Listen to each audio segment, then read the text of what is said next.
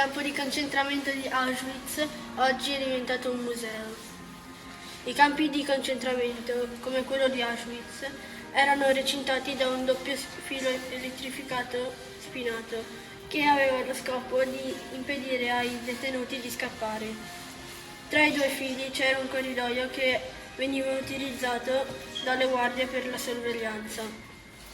A volte i deportati cercavano la morte lanciandosi contro il filo spinato, però per staccare i cadaveri dal filo era molto difficile.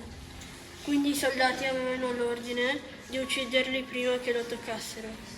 I soldati che evitavano il danneggiamento del filo spinato venivano premiati, quindi a volte facevano avvicinare i prigionieri al filo spinato, con una scusa solo per poter loro sparare e ottenere così un premio.